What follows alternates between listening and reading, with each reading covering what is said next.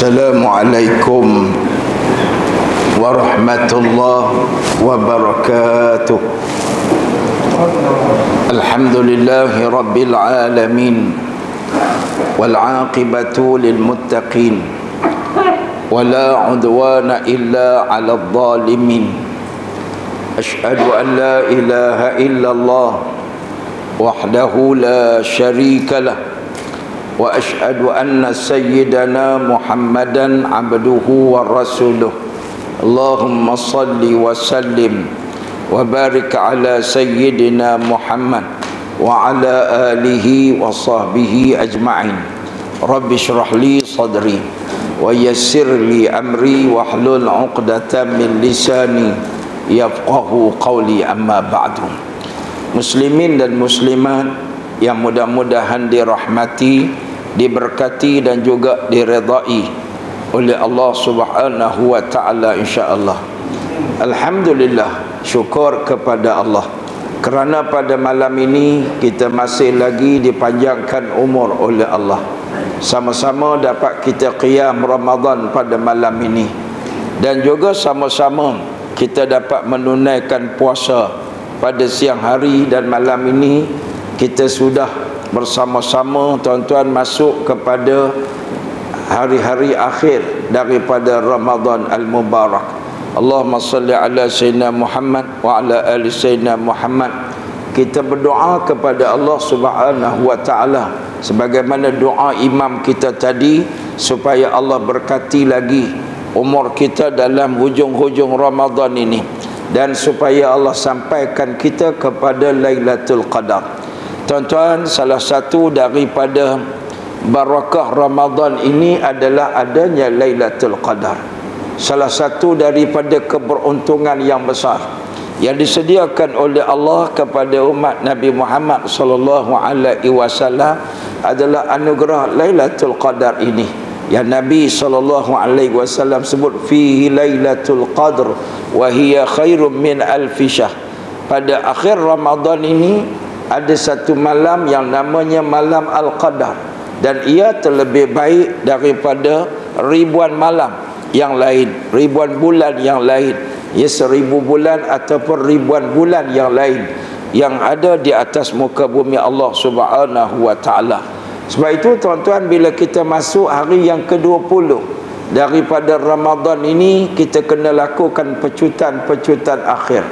Kalau orang lari tuan-tuan, jarak jauh, dia dah dekat nak sampai dah, maka dia berlomba-lomba untuk menjadi pemenangnya. Tapi masalah di setengah-setengah tempat sekarang ini tuan-tuan, berlaku perlombaan berebut saf yang pertama. Masalah dia saf kedua hilang. Allahumma salli ala Sayyidina Muhammad. Ada satu imam tuan, dia tulis dalam Facebook, dia kata alhamdulillah, dia kata orang Korea saya semuanya dapat berada di saf yang pertama, tapi masalah saf kedua tiga hilang tuan-tuan. Allahumma salli ala Sayyidina Muhammad. Tuan-tuan, perlombaan untuk mencari ganjaran yang besar yang disediakan oleh Allah Subhanahu wa ta'ala ini disuruh oleh Nabi sallallahu alaihi wasallam. Sehingga Nabi bersabda, taharrau Lailatul Qadri fil ashril awakhir min Ramadan. Hendaklah kamu sungguh-sungguh mencari Lailatul Qadar ini 10 malam yang akhir daripada Ramadan. Tuan-tuan, Al-Imam Ibn Katsir dia cerita asal-asal kisah Lailatul Qadar ni. Dia kata satu malam, satu hari, Nabi SAW bagi tazkirah kepada para sahabat. Dan dalam tazkirah Nabi ni, dalam suasana yang hening, syahdu ni, sahabat-sahabat kata kami ni mendengar dengan penuh perhayatan terhadap tazkirah Nabi ni. Dan Nabi cerita bahawasanya dulu di zaman Bani Israel ada Nabi Bani Israel, dan ada pengikut-pengikutnya yang beribadat ribuan bulan, ribuan malam. Siang harinya mereka berjihad, siang harinya mereka berdakwah, dan malam-malamnya mereka munajat kepada Allah tanpa jemu-jemu, tanpa pernah putus asa daripada rahmat Allah Subhanahu wa ta'ala. Kata para sahabat, nasihat Nabi ini berbekas sangat di hati para sahabat, sehingga timbullah suara-suara di kalangan sahabat yang berkata, alangkah bertuahnya umat Nabi yang terdahulu dapat ibadat lama, sebab umur mereka panjang, ribuan bulan dapat ibadat. Untunglah umat Nabi yang terdahulu. Apakah daya kami ni dah masuk Islam tua, lepas tu umur umat Nabi Muhammad pendek-pendek pula. Tentulah kami tak dapat pahala seperti mana umat Nabi yang terdahulu. Tuan-tuan, para sahabat Nabi, dia ada satu tabiat watak dia yang Allah sebut fastabiqul khairat, berlumba-lumba untuk mencari pahala dan kebajikan. Tuan-tuan, sahabat Nabi ini merasa cemburu kalau ada orang pahala banyak, kalau ada orang melakukan kebaktian yang banyak, berjasa yang banyak pada agama. Sahabat Nabi rasa cemburu. Ini fi'il para sahabat Nabi. Kita tuan-tuan tak ada tabiat ni. Kita banyak tolak ansur dalam bab pahala. Silakan ustaz duduk saf pertama, silakan pak cik duduk saf pertama, saya last, tak ada masalah. Silakan tuan-tuan kan. Bila time suruh azan contohnya, Tok Bilal tak datang, sila, saya hanyalah pendengar setia. Padahal pahala azan banyak tuan-tuan kan. Contohnya kita main tolak aja. Bila kita ni tuan-tuan di offer pahala lebih, tak apa, kita sedia bertolak ansur bagi orang lain. Sahabat Nabi dia rasa cemburu tengok orang pahala banyak. Bertuahnya orang dulu-dulu, kata para sahabat. Tuan-tuan, bertuahnya. Dan inilah sifat tuan-tuan yang Nabi suruh kita adakan pada diri kita. Nabi kata la hasada illa fisnat, la hasada illa fisnatain. Nabi kata kalau kamu nak berdengki dengan orang, dengkilah dalam dua aspek, jangan dengki aspek lain. Aspek apa? Yang pertama iaitu rajulun atahullahul ilma fa'amila bihi wa 'allamahun nas. Nabi kata dengkilah pada orang yang Allah bagi ilmu. Allah bagi dia pandai baca Quran, Allah bagi dia pandai hadis Nabi, pandai fiqh. Oh, kita tengok dia macam manalah dia mengaji. Ngaji sama dengan aku, biar aku bodoh, dia cerdik. Macam mana dia buat? Dia ingat Quran, aku tak ingat. Dia fasih baca Quran, aku tak fasih. Tuan-tuan rasa cemburu. Kan ada rasa cemburu dengan abang imam kita tadi tuan-tuan. Masya-Allah, tahniah mubaraklah imam kita kan. Tuan-tuan tak rasa cemburu? Mesti kena ada. Aku nak balik baca Quran fasih macam tu juga. Ini aku baca Quran di rumah, bini aku gelak. Kan tiap-tiap kali baca Quran bini gelak berguling-guling. Kenapa kau gelak? Saya teringat filem P. Ramlee, iaitu apa dia? Pak Ali baca Quran kan. Allahu Akbar. Contohnya lah tuan-tuan, kadang-kadang bini kita pun pelemah semangat. Suami baru nak baca Quran, dia gelak pula dekat suami. Akhirnya dua-dua tak baca Quran. Tuan-tuan, cemburulah tengok orang ada ilmu, tengok orang beramal. Tengok orang beramal kena cemburu. Kadang-kadang kita ni tak kuat sangat amal, duduk sebelah orang tua. Orang tu tuan-tuan, tiba-tiba orang tua tu tuan-tuan solat sampai habis. Kalau surah tu 20 lah sampai habis. Ulama menyebut tuan-tuan, kenapa orang tua ni lebih kuat daripada orang muda dalam bab tarawih? Orang muda tuan-tuan 8 rakaat goyang kepala lutut dah. Tadi abang imam baca sedap pun tuan-tuan, kalau dia baca satu muka tumbang ramai. Siap baik dia pilih ayat tuan-tuan tak banyak sangat kan. Contohnya tuan-tuan kan, kenapa orang tu lebih kuat dalam bab tarawih ni dibanding dengan orang muda? Sebabnya tuan-tuan, orang tua-tua dia solat dengan kekuatan iman dia dan yakinnya. Orang muda-muda banyak solat dengan kekuatan fizikalnya. Apa yakinnya orang tua? Orang tua kata boleh jadi inilah tarawih terakhir aku. Tahun depan tak tahu lagi. Aku nak cari pahala ni lah kan. Tuan-tuan yakin gitu tak tuan-tuan? Tanya orang tua-tua mana pun. Allah ustaz, saya 3 selender dah ustaz kan. Saya ni ustaz, Allah kecil manis pun ada, darah tinggi pun ada, tak tahulah tahun depan sempat ke tidak. Inilah can. Sebab tu bila orang tua tuan-tuan solat dengan iman, dengan yakin bahawa dia akan mati, yakin akan akhirat, yakin kena cari pahala, semangatnya kuat. Walaupun lututnya sakit, walaupun kakinya sakit, kan? Tanya saya semalam, tuan-tuan, saya tazkirah, saya sebut benda tu. Lalu Tuan Nazir bisik, yang sakit lutut tu saya lah ustaz, kata dia, kan. Betul lah tuan-tuan, kan. Allahumma salli ala sayyidina Muhammad. Tuan-tuan muslimin dan muslimat, bila orang yakin dengan iman apa semua ni, dia yakin nak bawa pahala ke akhirat, maka semangat dia kuat walaupun dia sakit. Kita yang muda-muda kena malu lah. Tengok orang kuat amal ibadat, Masya Allah, aku pun nak ibadat macam dia. Yang kedua yang Nabi suruh kita dengki, aspek yang kedua, orang yang ada harta suka infak. Tuan-tuan, rajulun atahu Allahul mal, orang laki-laki yang Allah bagi harta banyak, tapi tiap-tiap malam dia akan infak. Tuan-tuan, malam-malam akhir Ramadan ni pesan alim ulama. Apa pesan dia? Tiap-tiap malam tuan-tuan jangan lupa bersedekah. Mana tahu salah satu malam itu malam Al-Qadar, kita sedekah, tuan-tuan, dapat pahala 1000 bulan sedekah. Batu tuan-tuan, kalau tuan-tuan duit rasa duit tak banyak sangat, tukar kepada duit lebih kecil 100. Setiap malam RM10, kan? Kalau tuan-tuan banyak duit, setiap malam 100 lah. Sekurang-kurangnya tuan-tuan 10 malam baru 100. Tapi tiap-tiap malam, salah satu malam tu malam Al-Qadar, kita sudah dapat pahala sedekah 1000 bulan sebanyak RM10 tiap-tiap malam. Tapi surah ni saya yakin tak payah cakap, memang dah buat pun. Cuma kita nak peringat. Kadang-kadang ada setengah orang datang masjid lupa. Yang dia teringat bawa rokok dia, tuan-tuan. Astagfirullahalazim. Sampai ke masjid, Allah, dia kata, ustaz, saya telefon pun tak bawa, saya dompet pun tak bawa, yang terbawa rokok pula. Astagfirullahalazim. Dia kata boleh derma rokok. Tak boleh, benda haram mana boleh derma, tuan-tuan, kan. Astagfirullahalazim. Maknanya tiap-tiap malam kita kena infak.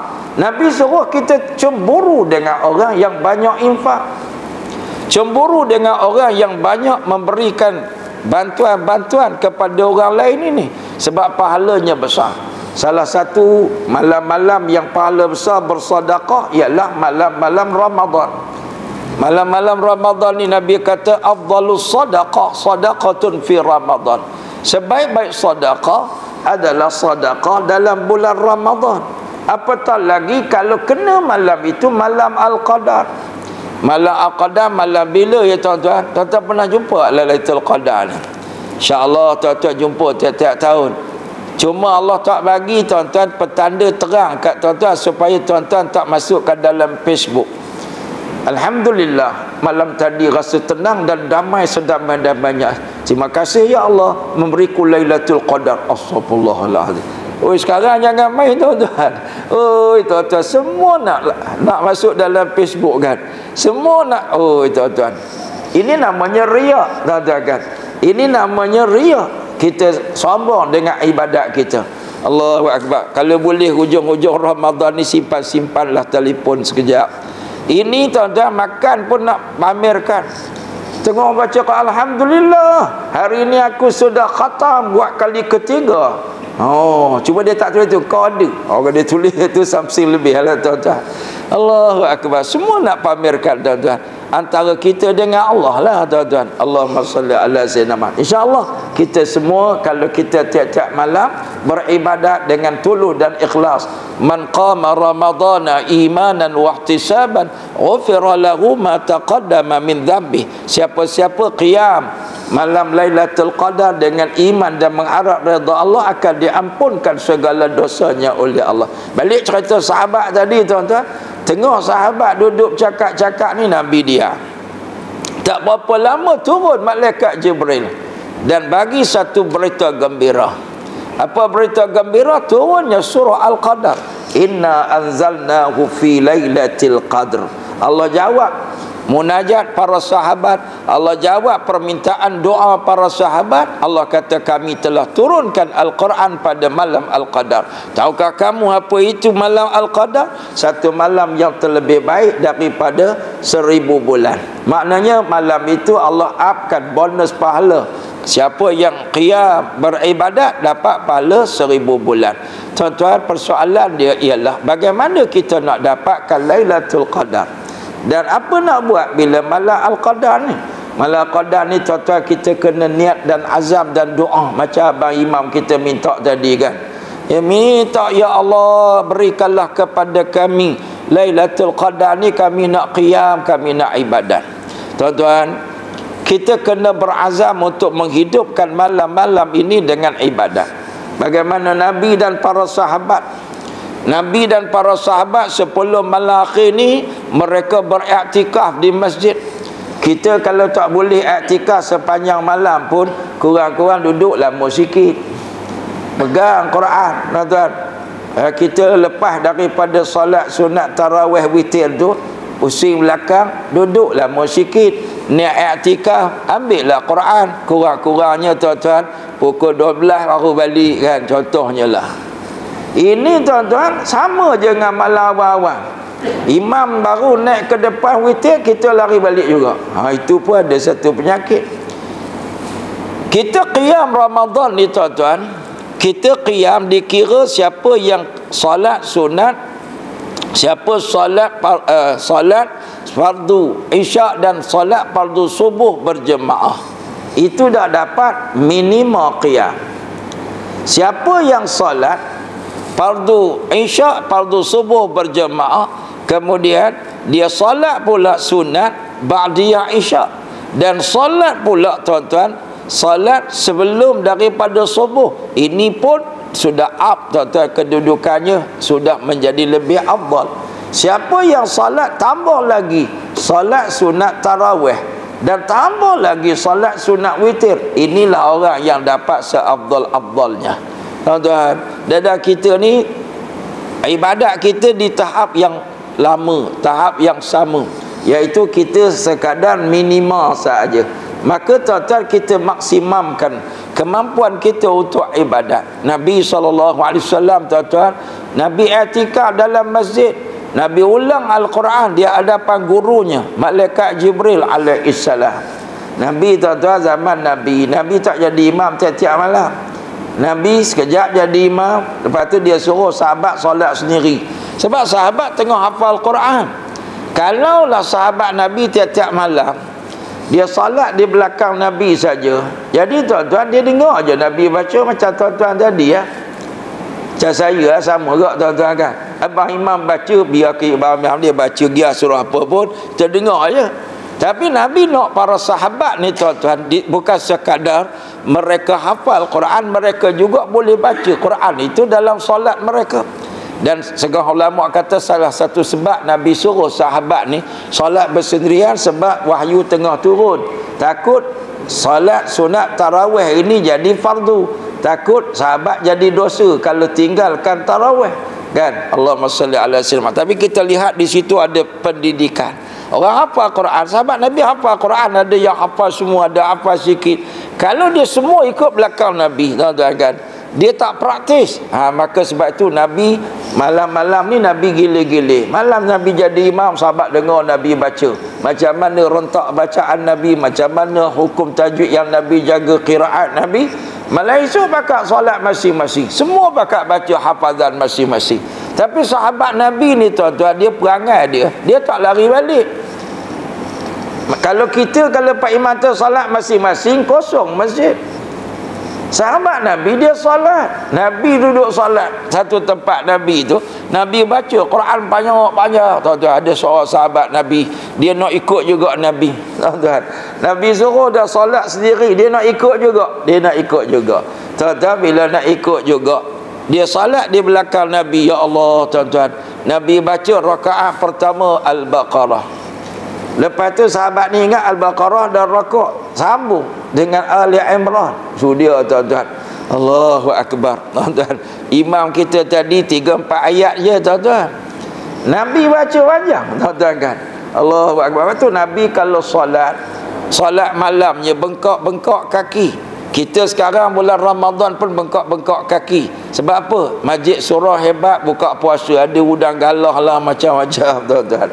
Kadang-kadang tuan-tuan, kita buka puasa di rumah dengan di masjid surau, sedap masjid surau lagi. Kadang-kadang lah kan. Hari tu saya pergi Masjid Bukit Badung, tuan-tuan, Kuala Selangor. Terkejut saya. Oh, dia kata, Ustaz, malam ni kita jamu khas untuk orang yang kena gout. Jamu apa? Udang besar-besar kan. Allahu Akbar. Dia masak udang masak merah. Ya, jadi pakcik-pakcik yang kena gout kata gout pun gout lah, udang sedap makan juga kan. Allahumma salli ala sayyidina Muhammad. Tuan-tuan, Nabi SAW bengkok kaki berdirinya lama. Nabi pada malam-malam akhir daripada hayat Nabi itu, tuan-tuan, Nabi baca Quran 2 kali khatam di hadapan gurunya malaikat Jibril alaihissalam. Lepas itu, tuan-tuan, mari kita manfaatkan hujung-hujung Ramadan ini dengan kita memburu Lailatul Qadar. InsyaAllah. Dengan apa? Yang pertama, tuan-tuan, kita teruskan qiyam dan top up qiyam kita. Yang keduanya, tuan-tuan, perbanyakkan sedekah di hujung-hujung Ramadan ini. Ya, sebab sedekah itu adalah jalan singkat untuk mendapat pahala yang ekstra yang begitu banyak. Sedekah ni, tuan-tuan, malam biasa pun, hari-hari biasa pun RM1 dapat RM700. Masuk bulan Ramadan, di-upkan lagi, tuan-tuan kan. Lepas tu malam Al-Qadar lagilah. Berapa banyak terserah kepada Allah. Nabi sebut afdal je, yang terbaik pahala yang dijanjikan oleh Allah. Yang ketiga, tuan-tuan, di samping kita qiyamul lail tadi, kita, tuan-tuan, beriktikaf di masjid dan juga kita baca Quran sebanyak mungkin. Dampingi Quran. Nabi kata, iqra'ul Quran fa innahu ya'ti yaumal qiyamati syafi'an li ashabihi. Bacalah Quran, kerana Quran itu akan datang di hari akhirat sebagai pembela, pemberi syafaat kepada tuannya. Orang yang rugi, tuan-tuan, dia hidup dalam bulan Ramadan tapi dia tak dapat Lailatul Qadar. Sebab apa? Sebab ujung Ramadan dia dah boring nak datang masjid, boring beribadat, jemu. Allahu Akbar. Berapa ramai masyarakat yang sudah jemu dengan ibadat di akhir zaman. Nabi kata dalam hadisnya, khairul a'mal adwamuha wa in qalla. Sebaik-baik amalan adalah orang-orang yang berterusan. Ini dia panggil adwam. Adwam ni berterusan, sekalipun tak banyak. Surah dia 8 rakaat aja. Dia malam-malam baca Quran, Allah, 1 juzuk je ustaz, tapi berterusan. Kan dia derma tak banyak, setiap malam RM5 je, tapi berterusan. Tuan-tuan kan, sebaik-baik amalan yang istiqamah. Dalam Quran Allah sebut, innal ladzina qalu rabbuna Allah thumma istaqamu tatanazzalu alaihimul malaikatu alla takhafu wa la tahzanu ألا تخافوا ولا تحزنوا وأبشروا بالجنة التي كنتم توعدون. Allah menyatakan sesungguhnya orang-orang yang berkata Tuhan kami adalah Allah, kemudian mereka istiqamah dalam perkataan tersebut, istiqamah dalam Islam, istiqamah dalam perjuangan Islam, istiqamah dalam amal ibadat sampai mati, tuan-tuan. Qalu rabbuna Allah summa istaqamu. Bila dia nak mati, tatanazzalu alaihimul malaikah, malaikat turun ziarah dia banyak. Ramai malaikat doakan untuk dia. Malaikat kata jangan takut, jangan sedih, jangan bimbang, gembiralah kamu. Kamu adalah merupakan orang yang bakal masuk dalam syurga Allah. Tuan-tuan, dalam bulan Ramadan ni berapa orang yang mati dalam sujudnya? Baru ni, tuan-tuan, dekat surah Bukit Kuda kan, bekas pengerusinya, Masya Allah, saya tahun ni tak ada ceramah dekat situ, tak dapatlah jumpa dengan dia. Biasanya lepas daripada tarawih dia akan datang duduk makan semeja dengan kami ni. Masya Allah, Allah ambil dia, tuan-tuan. Ya, bila dia bangun Allahu Akbar, Allahu Akbar, baca doa iftitah, jatuh meninggal dalam takbir dia, tuan-tuan. Meninggal dalam duduk dalam solat dia. Allahu Akbar. Baru-baru ni Masjid An-Nur Sarjana Utama meninggal dalam sujud.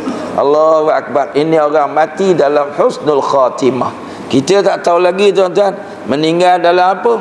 Ada setengah orang tuan-tuan, Allahu akbar, naudzubillah, masa dia nak meninggal tu dia dah jemu dengan ibadat, dah jemu dah, dia waring dah, dan keluar perkataan buruk daripada mulut dia, naudzubillah, mati dalam suul khatimah. Maka kita nak biarlah kita mati dalam husnul khatimah, mati dosa terampun. Tuan-tuan, manusia yang nak mati, nak dijanjikan syurga ni tuan-tuan, manusia yang mati dalam husnul khatimah, manusia yang mati dosa diampunkan, manusia yang dapat maghfirah daripada Allah, manusia yang dapat pahala banyak. Allahu akbar. Orang yang seronok tuan-tuan, orang puasa ni, Nabi kata lis-saimi farhatani yafrahuhuma farhatun 'indal fitri wa farhatun 'inda liqa'i rabbih. Nabi pesan, orang yang puasa ni akan seronok dua kali. Seronok yang pertama ketika iftar. Sebab tu orang puasa ni tuan-tuan, dia sebut sikit ya, zahabadh dhama wabtallatil uruq wa thabatal ajru insya-Allah. Antara doa buka puasa, antara doa buka puasa ni zahabadh dhama.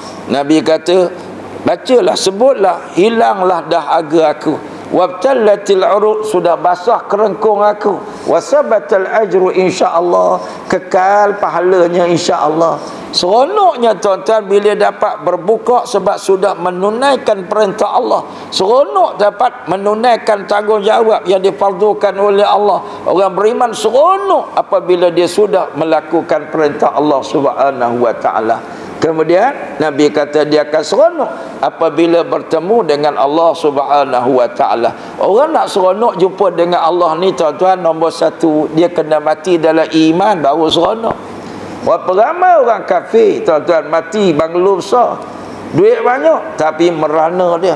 Orang kafir bila dak mati tuan-tuan, dia minta supaya tangguh ajalnya. Orang fasik, orang jahat ni permintaan mereka sama, Rabbi laula akhartani ila ajalin qarib. Boleh tak tangguh ajal? Takut tuan-tuan. Nah, ni tuan-tuan, orang seronok mati dalam iman. Orang seronok mati bila dosanya diampunkan oleh Allah. Ni dalam Ramadan kita hari-hari mendambakan maghfirah daripada Allah. Apa yang kita harapkan tuan-tuan bila kita berpuasa? Tuan-tuan jangan pula jadi macam setengah orang, dia buat lawak. Dia kata bila kami puasa ustaz, kami mengharapkan satu benda je. Apa dia?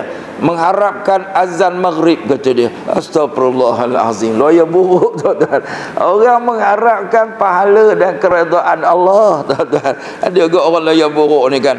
Kami ternanti-nantilah ustaz, kami mengharap sangat-sangat. Apa dia? Ternanti-nanti azan maghrib, kata dia. Astagfirullahalazim. Tuan-tuan, kita harap keredaan Allah, maghfirah daripada Allah, pahala. Orang seronok bila mati ni tuan-tuan, pahalanya banyak. Sebab tu kita nak cari Lailatul Qadar ni, sebab kita nak bonus pahala.